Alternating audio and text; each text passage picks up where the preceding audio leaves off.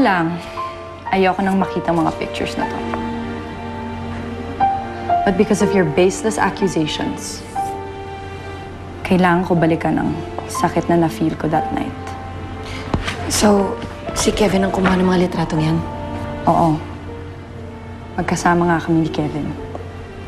Siya yung kumuha ng mga pictures na to. Oo. I was very problematic with Mark.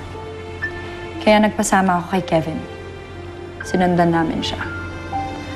Hanggang nalaman kong totoo that I was just one of his several lovers. At lahat sila, matatandang matrona. Ang ibig mong sabihin, pinipirahan ka lang niya? Kaya ganun ang iyak ko kay Kevin. This made me realize that I'm just one of his milking cows. Misha, alam namin nila Lucci na may problema ka sa boyfriend mo, pero hindi ko naman akalain na ganito pala katindi. I was so thankful na kasama ko si Kevin that night. Baka kung hindi, nagpakamatay na ako. I'm so sorry. Yun ang pinaka-painful experience in my life. That's why I'll never steal Kevin away from you. Because it's so unfair to make others feel that way. Misha, sandali. Sorry. I'm trying my very best not to be angry, but I just can't. Misha!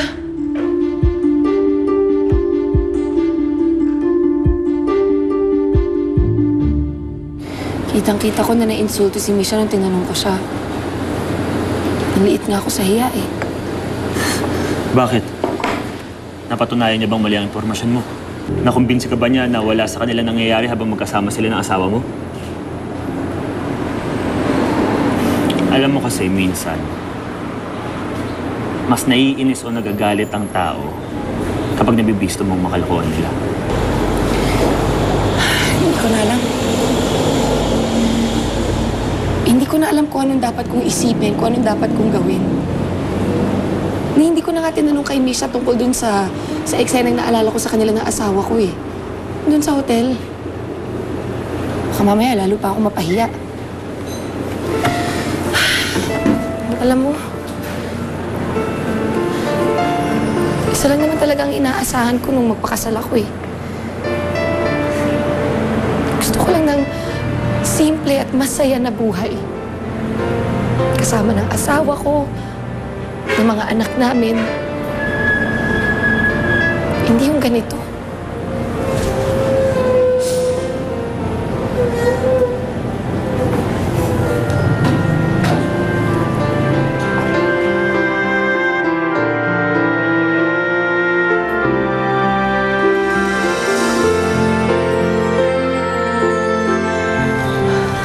I think Stella's losing her mind.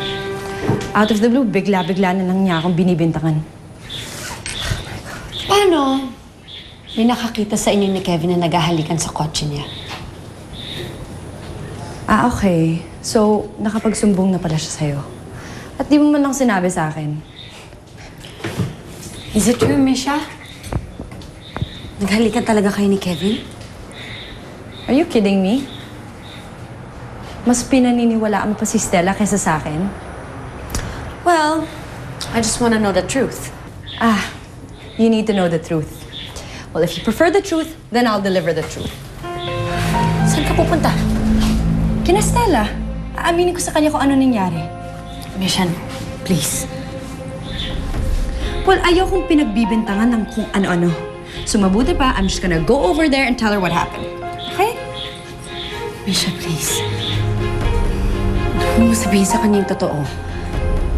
She'll be more devastated.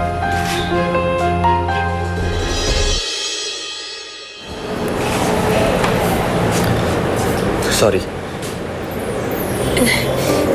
Okay lang, okay lang. Salamat ah. Perry, ako nga ang dapat nagpapasalamat sa'yo eh. Maraming salamat ha. Dahil sa'yo, nakikita ko na meron pa pala akong mga kaibigan bukod kina Lucci. Ilan oras ka rin? Maya-maya uwi na rin ako. Pagod na ako. Kailangan ko magpahinga.